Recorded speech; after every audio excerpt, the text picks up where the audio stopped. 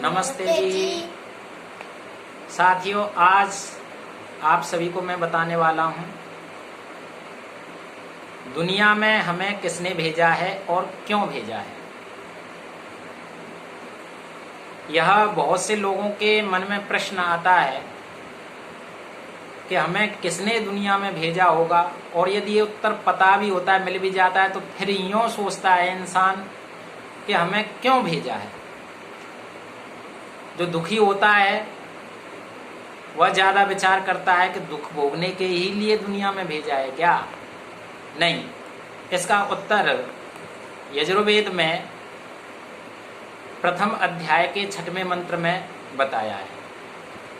तो मंत्र है ओम कस्त्वायुनक्ति सत्त्वायुनक्ति कस्मै त्वायुनक्ति तस्मै त्वायुनक्ति कर्मणे वाम वेशाय वाम।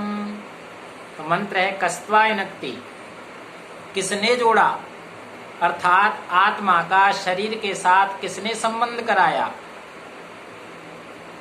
तो कहा सत्त्वायुनक्ति, उस भगवान ने जोड़ा, अर्थात आत्मा को शरीर के साथ परमपिता परमात्मा ने जोड़ा, मिलाया।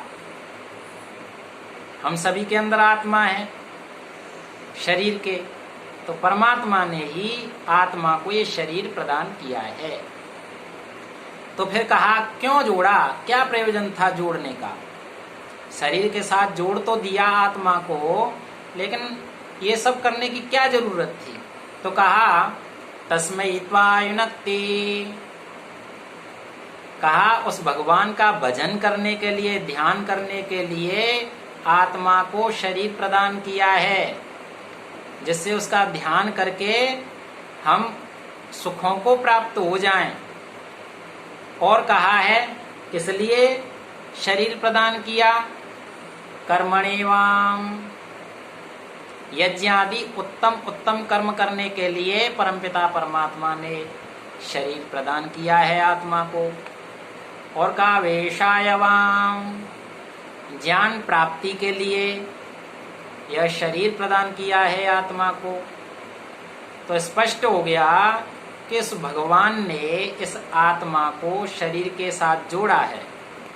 किस लिए जोड़ा है, यज्ञ आदि उत्तम कर्म करने के लिए, वेद आदि ज्ञान प्राप्त करने के लिए।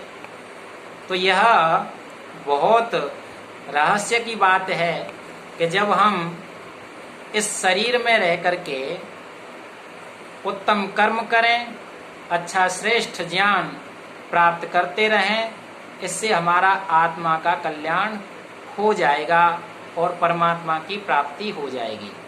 तो मैं आपको बताए चलता हूँ, उत्तम कर्म वह होते हैं जिन कर्मों के करने से पहले मन में शंकाएं उत्पन्न नहीं होती कि भाई करूं ना करूं, कोई देख तो नहीं लेगा, ऐसी कोई शंका उत्तम कर्म करते समय नहीं होती। दूसरी बात, करते समय भी कोई भय नहीं होता है।